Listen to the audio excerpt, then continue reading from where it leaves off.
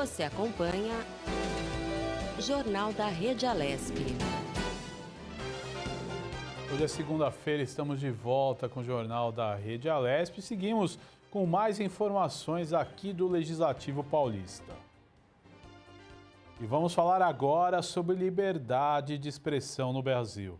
A liberdade de expressão, conforme está prevista na Constituição Federal, traz como diretriz que todos têm o direito de se expressar através de suas ideias, opiniões e sentimentos das mais variadas formas, sem que essa manifestação seja submetida ao controle prévio por censura ou licença. Ou seja, ela visa proteger a expressão da manifestação do cidadão por qualquer meio ou forma. Sobre esse assunto, nós vamos conversar agora com o advogado Hamilton Augusto, ele é especialista em direito eleitoral e administrativo. Doutor Hamilton, seja muito bem-vindo ao Jornal da Rede Alesp, tudo bem?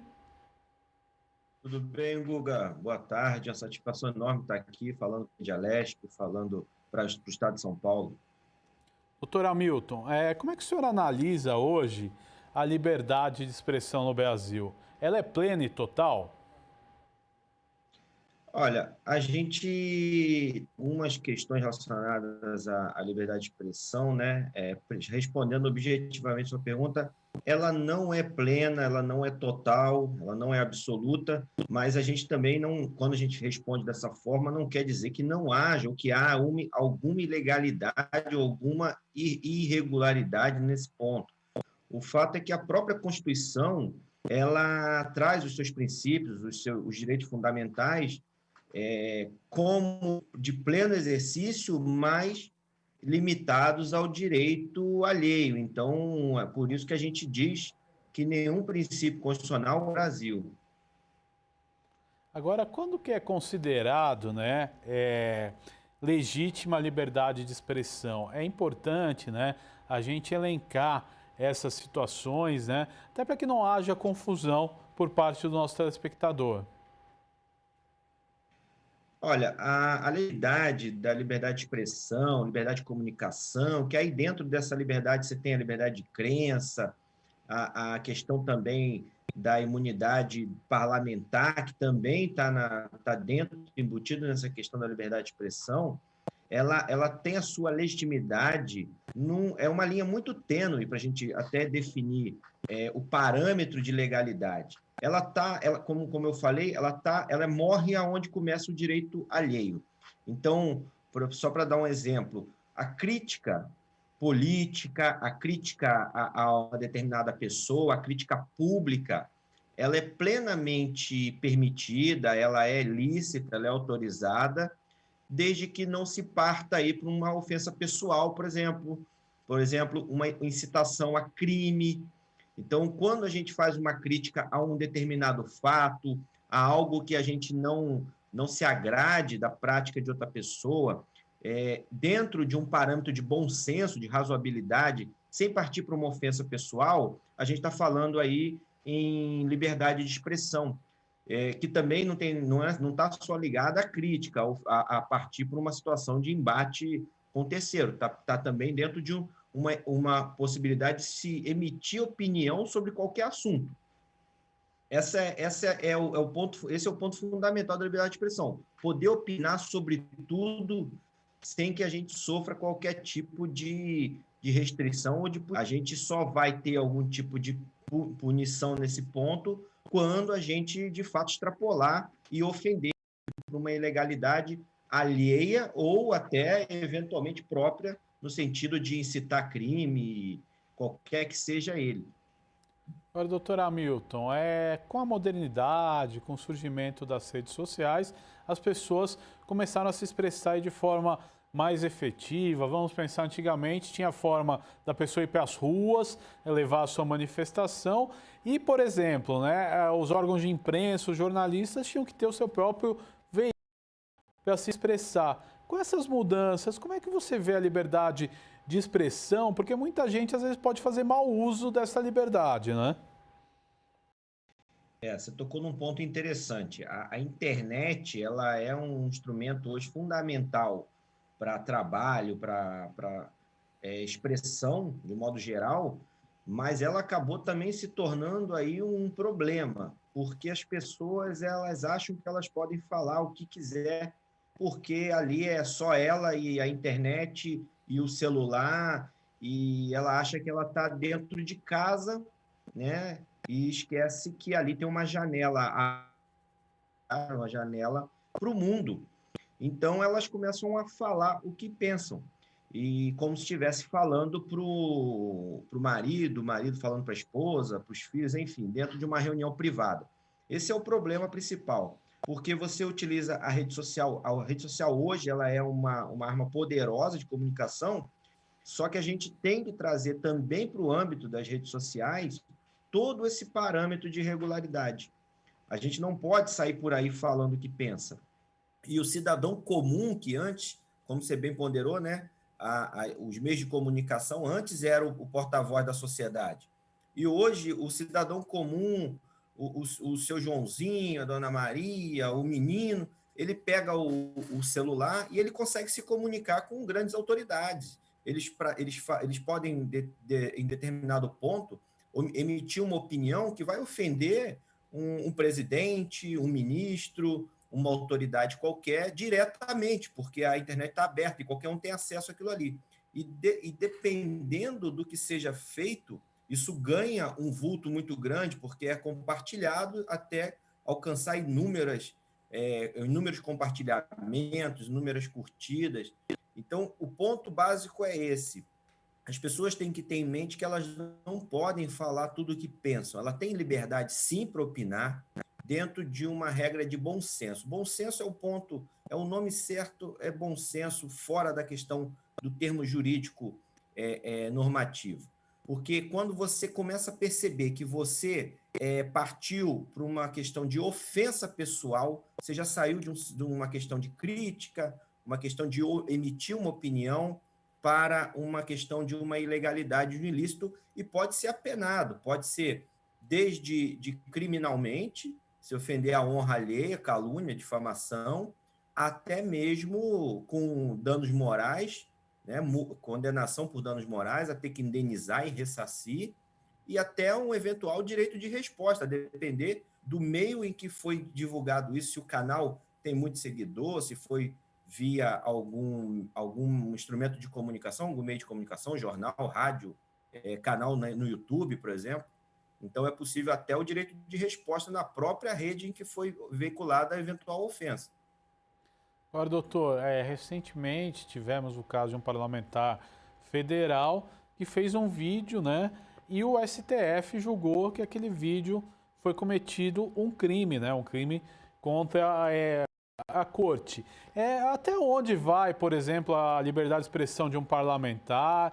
Qual que é a diferença dele exercer a liberdade de expressão na tribuna do Congresso Nacional e através de um vídeo no YouTube? É importante a gente explicar isso para o nosso telespectador.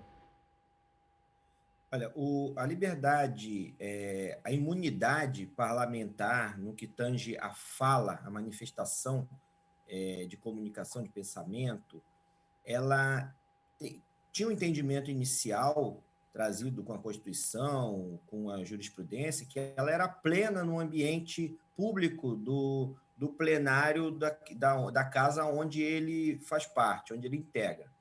Então, era o entendimento que aquela imunidade era absoluta e ele podia falar o que ele quisesse, Na rua, fora daquele ambiente, aí teria alguma restrição por estar fora do plenário, e aí também relacionado a níveis, né, da federação. Então, se ele é um vereador, a imunidade está restrita ao ambiente do município. Se ele é um deputado estadual, ao estado a que ele pertence. Se ele é um deputado federal, aí ele teria uma maior amplitude por conta dele estar em Brasília e, em tese, ele é votado nos estados, mas, em tese, ele teria aí uma atribuição de nível nacional e ele poderia falar livremente. Só que isso vem também sendo excepcionado. Eu volto ao ponto, a partir do momento que você começa a extrapolar os limites da honra alheia, por exemplo, você também não tem aí um respaldo absoluto, porque você acaba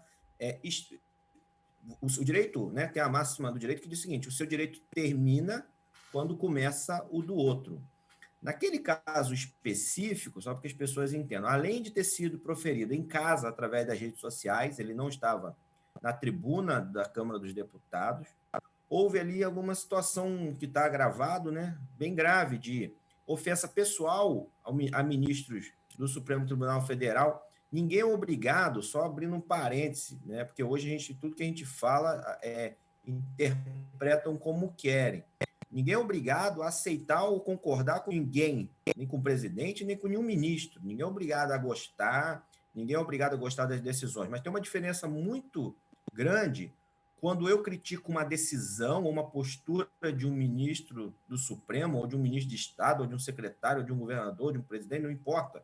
Quando eu passo a xingá-lo publicamente, ou quando eu passo a incitar a população para uma invasão, por exemplo, ao Supremo Tribunal Federal, que é uma corte.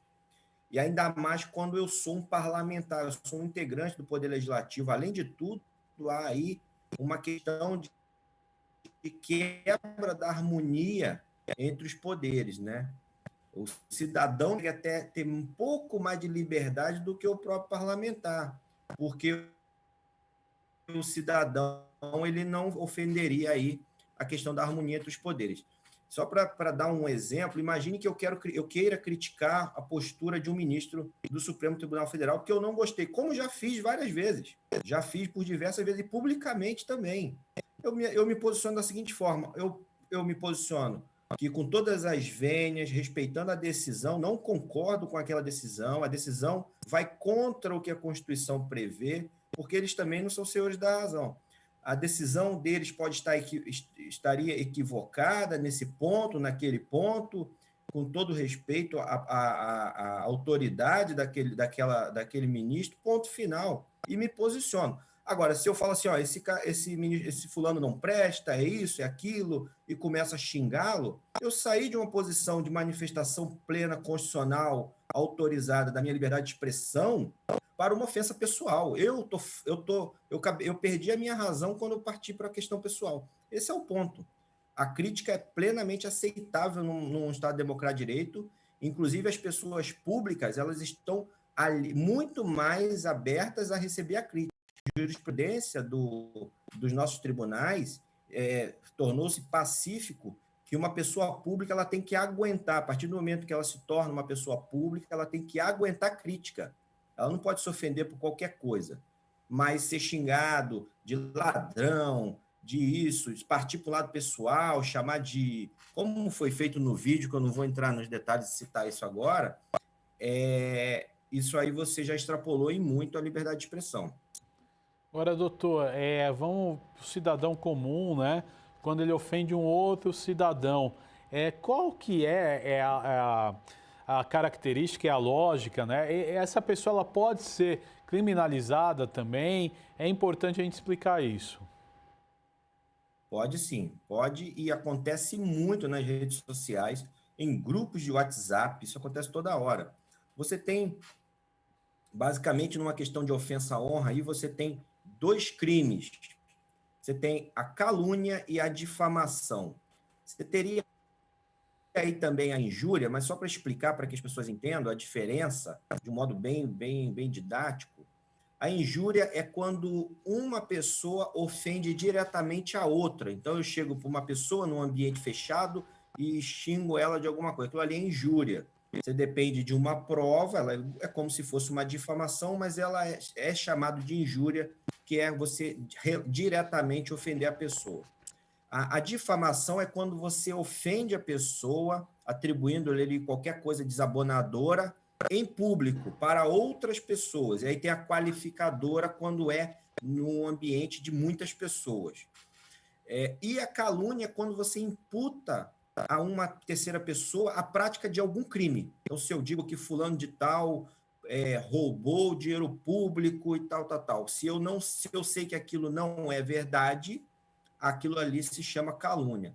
E se eu tenho certeza que é verdade, ainda assim eu tenho que ter as devidas cautelas. Mas aí, quando é verdade o fato, quando está provado, no caso da calúnia, você tem um negócio chamado exceção da verdade, que permite que você prove o que você está falando.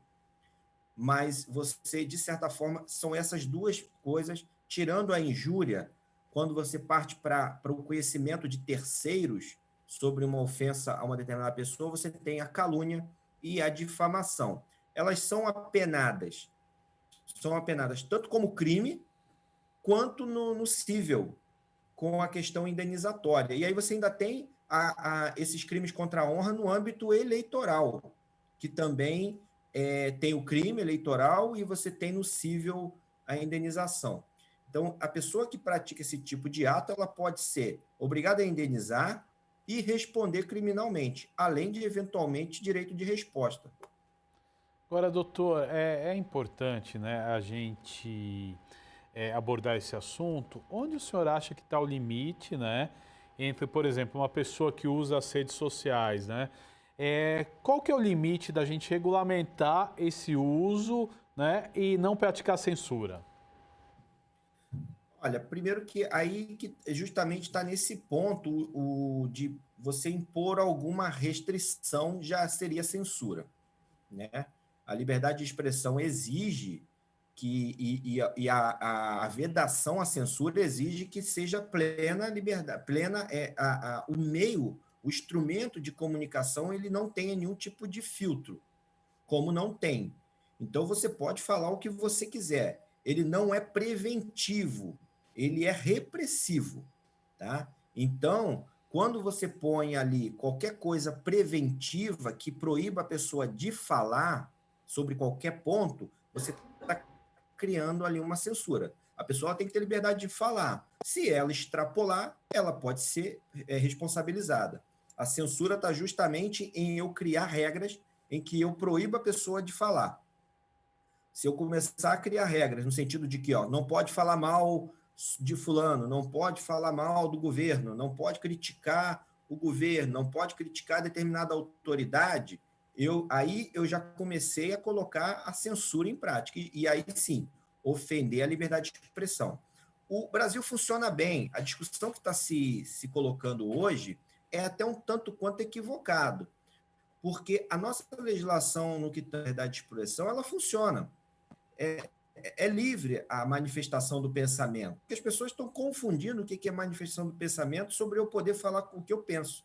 Tem coisas que você pensa, mas você não deve falar, né? É até uma regra de bom senso, de etiqueta e tudo mais. Então, esse é o ponto. Então, você pode falar, não ter filtro nas redes sociais para poder se manifestar. Isso tudo está respeitando a liberdade de expressão. Se eu colocar um filtro, aí eu vou estar impondo uma censura, qualquer filtro que seja. Por isso que, até no âmbito, quando a gente vai para o âmbito eleitoral, por exemplo, às vezes a gente toma conhecimento, trazendo só um exemplo de uma área específica, às vezes a gente toma conhecimento de determinado ato que vai contra o direito de terceiro, um vídeo que vai ser postado, que a gente antecipadamente chegou a ver o conteúdo, ou determinado vídeo que vai para o horário eleitoral gratuito.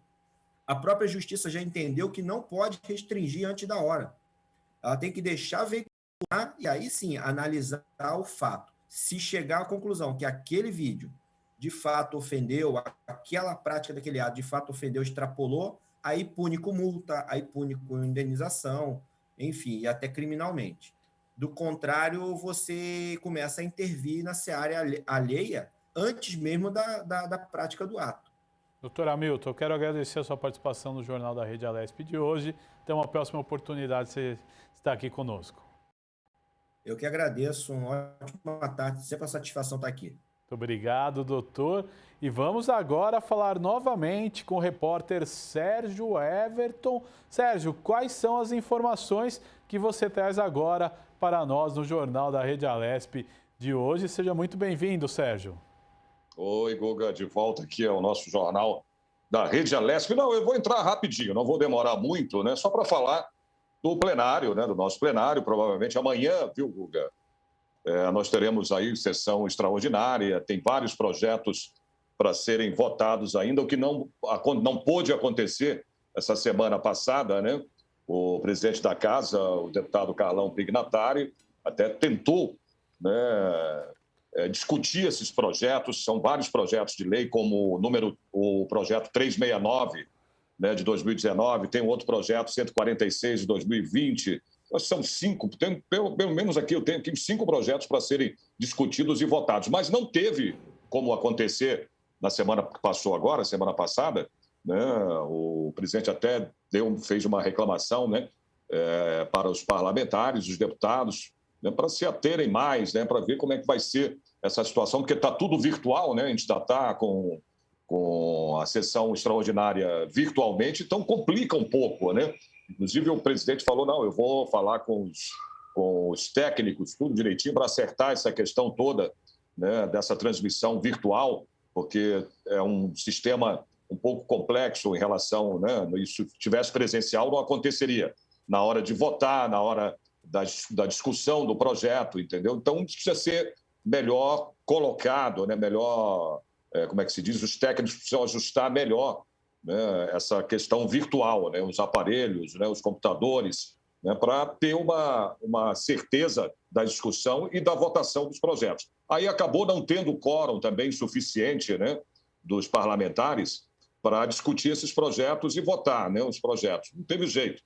E o deputado Carlão Pignatari, presidente da Casa, deixou para essa semana que vem, essa semana que está entrando hoje, né, segunda-feira, provavelmente amanhã, terça-feira, que é um dia que se discute e vota projetos, aconteça uma sessão extraordinária. Ainda não está marcado, ainda não está, né, essa sessão extraordinária não foi marcada ainda, mas provavelmente ela acontece amanhã, né, ela aconteça, melhor dizendo, amanhã, a partir, ou pode ser às 10 da manhã, ou pode ser às 3 da tarde, inclusive, né? São os 2 horários, geralmente, que as sessões extraordinárias virtuais estão acontecendo, né? Então, lembrando que são vários projetos ainda que precisam ser, né, discutidos e votados. Eu citei aqui uns 2, 3, né, mas tem, acho que 5 ou 6 projetos que estão dependendo, né, dessa condição virtual também. E também, claro, de ter quórum suficiente, né, para poder a sessão ser aberta e continuar os trabalhos, né? É isso, Guga. Então, vamos esperar, provavelmente amanhã. Hoje eu acho que tem tribuna virtual, né? Acredito que tem ainda tribuna virtual, não tem sessão plenária, né, virtual. Exatamente, hoje. Sérgio. Logo, à 1h da tarde, começa a tribuna virtual. Pois é. Então, hoje não tem a sessão extraordinária, mas provavelmente amanhã tem, a terça-feira, que é um dia bem agitado, né? Tem vários projetos para serem votados, como eu disse agora. Então, amanhã provavelmente deva se convocar aí uma sessão extraordinária. Ok, Guga? É isso. Tá que certo, eu tenho para. Sérgio Foi só Everton. mesmo um aviso mesmo, Pois entendeu? não. Para que o nosso telespectador sempre acompanhe aí a nossa, né, com certeza, eu sei que acompanha, eu sei disso, que hoje, né, tudo transparente na Assembleia Legislativa, né, Guga? Você sabe muito bem disso. A transparência favorece isso, né? Então, o telespectador quer saber tudo o que acontece no nosso parlamento, né? E o que acontece de bom também, né, para a cidade, para o Estado também de São Paulo, né, para a população toda. Então, as pessoas acompanham, sim, a Assembleia Legislativa, principalmente o plenário Juscelino Kubitschek. É isso. Sérgio, e você continua aí de plantão o dia inteiro para ver essas informações Sim. e contar para o nosso telespectador, tá certo? E cobrindo o plenário também, né? Fazendo Exatamente. o plenário, todas as sessões extraordinárias eu acompanho virtualmente também. Tá certo, Tá Sérgio bom? Everton. Uma boa tarde a você, muito obrigado. Obrigado a você, Guga. Bom final de jornal. Este foi o repórter Sérgio Everton trazendo as informações aqui da Assembleia Legislativa. E de acordo com dados recentes da Unicef, governos de dezenas de nações já encomendaram 11 bilhões e 600 milhões de doses de vacina contra a Covid-19. Quantidade suficiente para vacinar a população mundial inteira com 19 anos ou mais. Ainda segundo a Unicef, os laboratórios já possuem essa capacidade de produção, considerado só a fabricação de vacinas aprovadas por ao menos uma autoridade nacional. As fábricas poderiam produzir 11 bilhões 920 milhões de doses neste ano. 4 bilhões no primeiro semestre e outros 7 bilhões 920 milhões no segundo semestre. Nesse ritmo, a população adulta do mundo inteiro poderia ser vacinada em menos de 6 meses. Vamos falar agora sobre a Casa da Juventude. O governador João Dória lançou na semana passada o projeto Casa da Juventude, que vai oferecer espaços multiuso de apoio ao público jovem no início da vida profissional. Os equipamentos terão ações de incentivo à qualificação, empreendedorismo e busca de oportunidades de emprego em renda e também área de trabalho, colaborando e estimulando a criação de novos projetos e negócios entre o público juvenil. Sobre esse assunto, vamos conversar agora com Luiz Cristófano de Oliveira. Ele é subsecretário de Juventude do Estado de São Paulo. Luiz, seja muito bem-vindo ao Jornal da Rede Alesp. Tudo bem? Boa tarde, Guga. Um prazer falar com a Rede Alesp. Muito obrigado a você. Eu gostaria que você nos desse uma explicação de como funciona esse novo projeto do governo do estado. Bom, serão 40 casas espalhadas pelo estado de São Paulo e dentro dessa casa nós vamos fomentar o empreendedorismo e a economia criativa, esses pilares importantes nesse momento de pandemia. A cada 3 jovens que começaram a pandemia trabalhando, um perdeu seu emprego. Então, o governador João Dória e o secretário Marco Vignoli falaram para a gente focar na questão do primeiro emprego para a juventude. Então, a Casa de Juventude tem como principal objetivo qualificar o jovem para reingressar no mercado de trabalho e também cursos de economia criativa e coworking. Agora o governo, né, você falou em 40 casas, quando vocês planejam a abertura dessas casas? Olha, a gente planeja que até março do ano que vem as 40 casas estejam entregues pelo governo do estado. A primeira, a gente acredita que em dezembro a gente consiga entregar. Agora, esse é o prazo máximo. Imagina as 40 casas prontas. Agora, um dos grandes focos hoje de qualquer governo, e não deve ser diferente no governo do estado de São Paulo, é o fomento ao empreendedorismo, né? E a busca aí de novas vagas de emprego. Na sua opinião, esse assunto já devia ser tratado nas escolas? Como é que funciona? Você acha que é importante as crianças terem essa educação voltada para o empreendedorismo e geração de empregos? Eu acredito que seja importante, sim, que já na escola comece a ter uma noção básica de empreendedorismo, né? Então, eu acredito, nesse momento, principalmente pós-pandemia que nós vamos viver, o empreendedorismo vai ser uma solução importante para os jovens conseguirem, de novo, voltar a ter renda, né? A gente fica muito preocupado com a perda de renda dos jovens que sofreram demais com a pandemia. Agora, é importante a gente lembrar também, né? Quais os jovens que são elegíveis para participar desse projeto? Olha, jovem entre 16 e 32 anos. Nós estamos falando, Guga, de cerca de 10 milhões de jovens aqui no estado de São Paulo. Legal. Como o projeto pretende capacitar esses jovens no estado, é legal você explicar de forma bastante detalhada.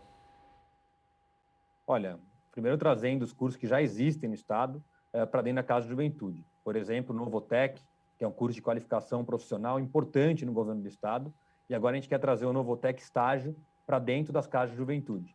Para além disso, também, a Escola de Inovadores também, que a gente quer trazer para dentro da Casa de Juventude, e cursos de economia criativa, como robótica, por exemplo, são cursos que qualificam o jovem para o novo mercado de trabalho, né? A gente sabe que o mercado de trabalho vem sendo transformado há muito tempo. Então, a gente quer qualificar também esse jovem para conseguir competir com jovens, por exemplo, de outros países também. Agora, secretário, é importante, né? Estamos num tempo de pandemia, onde, sem dúvida nenhuma, a evasão escolar aumentou, né? Como a Subsecretaria da Juventude vem acompanhando esse fato?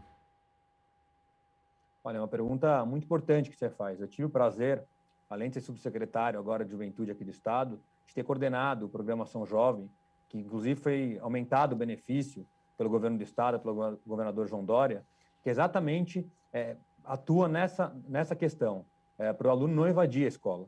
E a gente acredita que a Casa de Juventude também vai fortalecer o vínculo desse aluno com as instituições de ensino e que ele se mantenha no ensino médio. Mas também tem esse importante projeto da Ação Jovem, que agora aumentou o benefício de 80 para 100 reais e que exatamente atua nessa questão que você colocou. Agora, secretário, qual que é o montante do investimento que o governo do estado vai fazer nesse projeto? Guga, cerca de 20 milhões de reais, um projeto inovador aqui do governo do estado.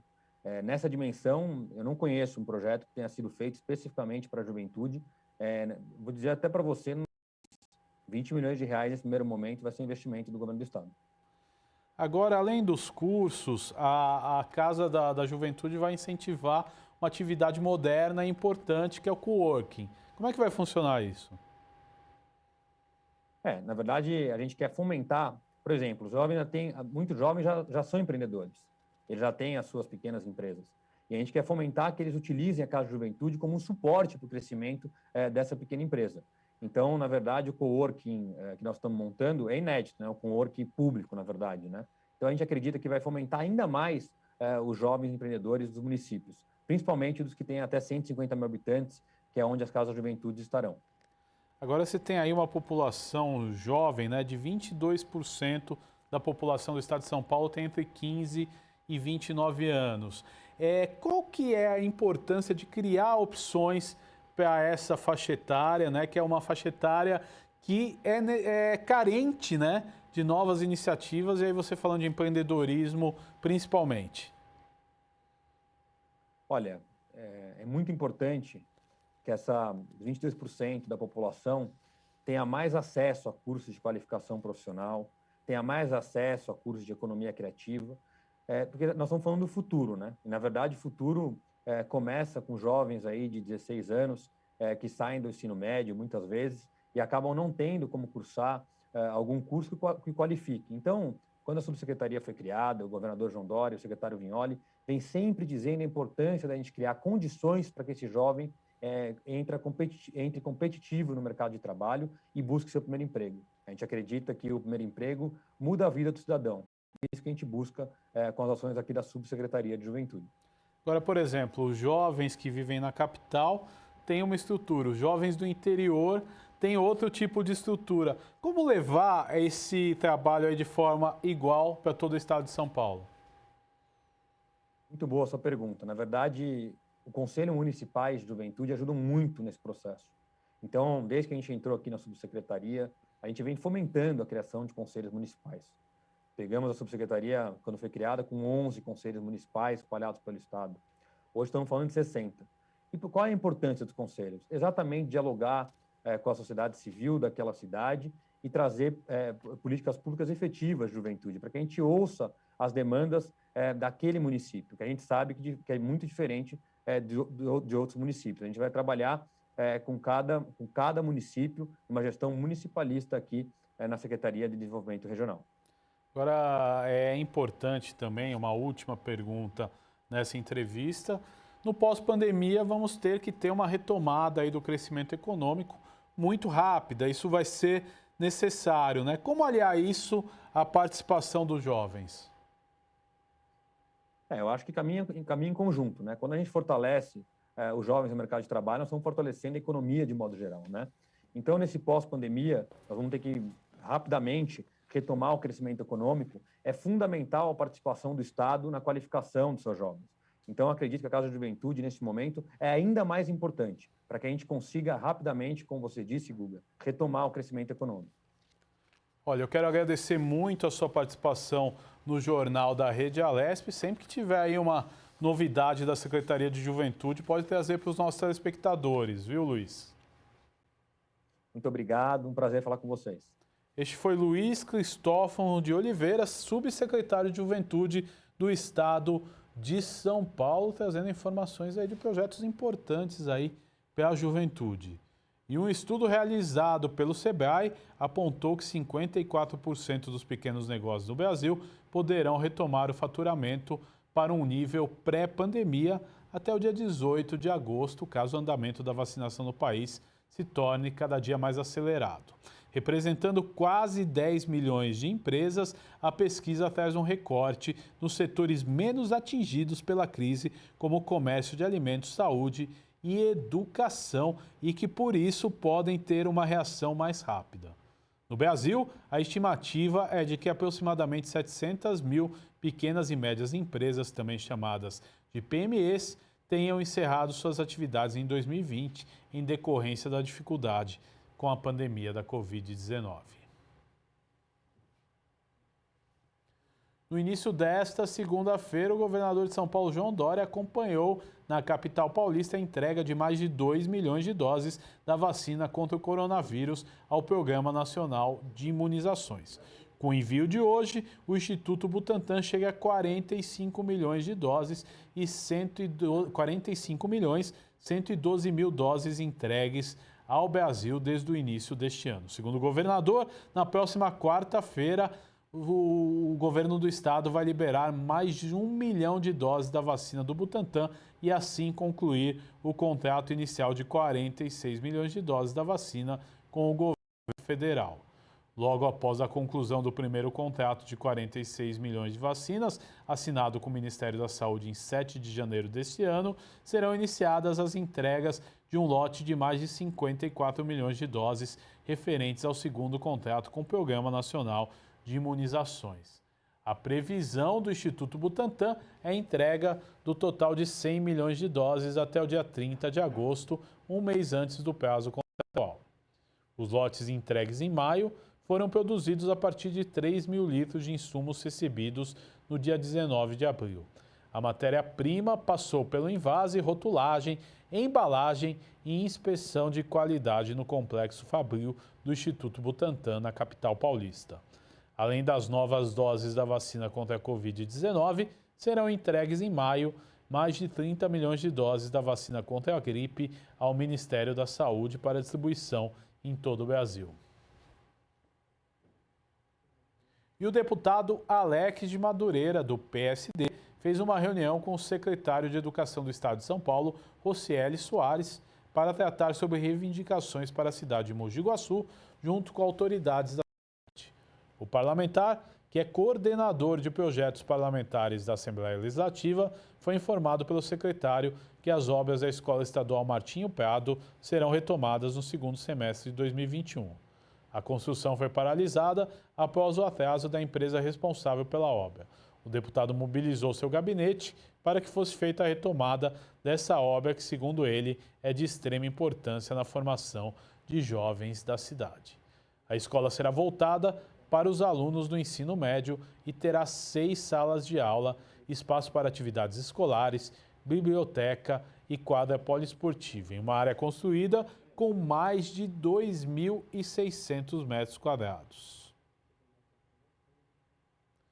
E agora vamos de mais entrevista no Jornal da Rede Alesp. Vamos falar sobre políticas públicas para a segurança parlamentar. Ato solene virtual realizado aqui na Alesp discutiu a relevância da criação de políticas públicas e programas de segurança alimentar e nutricional no município, em especial durante o período de pandemia. Sobre esse assunto, nós vamos conversar com João Bacarin. Ele é professor da Universidade Estadual Paulista, Unesp, e engenheiro agrônomo do trabalho e trabalha com economia rural. Professor José Bacarin, seja muito bem-vindo ao Jornal da Rede Alesp. Tudo bem com o senhor? Boa tarde, tudo bem? É José Bacarin, é isso mesmo? José Bacarin, professor José Bacarin, é uma honra recebê-lo aqui, né, para falar de segurança alimentar. O senhor, que é um ex-parlamentar, né, atuou aqui na casa como deputado entre 95 e 99, filiado ao Partido dos Trabalhadores, então é uma honra recebê-lo aqui novamente. É um prazer estar aqui com vocês, poder bater esse papo, um tema tão importante nesse momento, que é a segurança alimentar e nutricional, com todos os telespectadores da TV Alesp. Parabenizando o trabalho de vocês, aliás, que é sempre muito bom divulgar amplamente o trabalho do Legislativo Paulista. Professor José Bacarin, explica para o nosso telespectador de forma didática o que é segurança alimentar. Bom, vamos colocar o nutricional aí também, né? O alimentar está mais relacionado com a quantidade de comida e o nutricional com a qualidade, né? Então, segurança alimentar e nutricional é garantir às pessoas continuamente, ou seja, todo dia, sem nenhum risco disso não acontecer, que a pessoa tenha acesso à quantidade necessária de comida e com qualidade, um alimento seguro e nutricionalmente bom para a pessoa, né? e que esse acesso não comprometa outros gastos, que a pessoa não seja obrigada a gastar 70%, 80% da sua renda com comida, né? Então, é isso que é segurança alimentar e nutricional. E certamente, nesse momento que a pandemia tem as consequências na área social, a segurança alimentar e nutricional diminuiu muito no Brasil. Agora, qual que é o panorama, né, nesses tempos de pandemia da segurança alimentar, principalmente no estado de São Paulo, professor? Bom, nós temos, Paulo, a seguinte situação. Nós tivemos o auxílio emergencial foi fundamental no ano passado para que a situação de insegurança alimentar e nutricional não aumentasse, né? Nós percebemos, um indicador disso foram as vendas dos supermercados, que durante 2020 não caíram. Não caíram porque, em parte, as pessoas direcionaram outros gastos que faziam com lazer, com viagem para os supermercados, em parte porque tiveram o auxílio emergencial de R$ 600 até julho e, em alguns casos, R$ 1.200. Isso foi muito importante para que a gente tivesse uma situação mais favorável. A partir do momento que o auxílio emergencial diminuiu, de agosto em diante de 2020, e que ele deixou de existir nos 3 primeiros meses, aconteceu algo não surpreendente, mas muito forte no Brasil. O número de pessoas em extrema pobreza, em pobreza, aumentou quase 3 vezes, Paulo, de 9,5 milhões para 27,3 milhões de pessoas, num prazo de agosto de 2020 a fevereiro de 2021. Então, é fundamental que a gente adote uma série de políticas, mais a suplementação de renda, o auxílio emergencial do governo federal tem que voltar enquanto perdurar a pandemia, e seria interessante que os governos estaduais também implantassem algo desse tipo, porque você consegue passar por um problema tão sério de saúde pública e um problema tão sério em termos sociais. Legal, professor. Agora, outro assunto que é importante a gente explanar, o que precisa ser feito para garantir à população acesso a alimentos com valores nutricionais adequados e quantidade também adequada? Olha, nós temos várias ações, né? A renda é básica. No meu entendimento, quando você tem as pessoas empregadas, com o crescimento dos salários, isso ajuda demais, é o básico, você permitir o acesso das pessoas, todas as pessoas, à alimentação.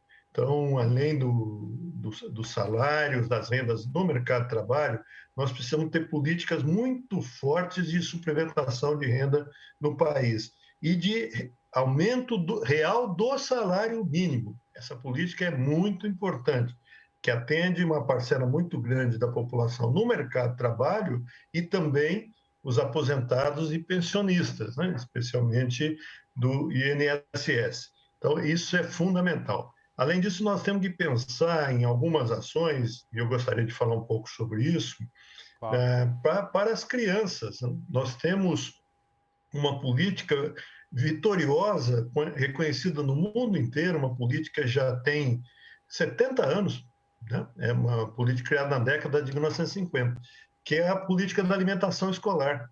Eu sei que agora nós estamos num momento complicado, porque as crianças não estão na escola, mas a ação de alimentação escolar é muito importante para suplementar para as crianças, e as famílias mais pobres contam com isso, que as crianças tenham uma parte da sua alimentação garantida na escola. Nós avançamos muito na alimentação escolar. Eu, antes de ser deputado, eu fui prefeito, né? Quando eu fui prefeito de 89 a 92, do município de Jaboticabal, e à época, Paulo, muita alimentação escolar em muitos municípios se resumia a distribuir uma bolacha para a criançada. né? E nós viemos melhorando e hoje nós temos uma qualidade, na maior parte dos municípios no estado de São Paulo, muito boa. Só que agora a gente não está atendendo as crianças, então a gente precisava ter uma atuação emergencial para que as crianças recebessem em suas casas a alimentação escolar ou o valor correspondente à alimentação escolar. Professor José Bacarin, que foi deputado aqui na Assembleia Legislativa de 95 a 99, eu quero agradecer a participação no Jornal da Rede Alesp, mas para finalizar, eu gostaria que o senhor falasse o que nós temos ainda para avançar em termos de políticas públicas, tanto estaduais quanto nacionais, em relação à saúde e à segurança alimentar. Olha, eu acho que nós precisamos, especialmente no estado de São Paulo, ter uma política mais forte em favor da pequena agricultura do estado.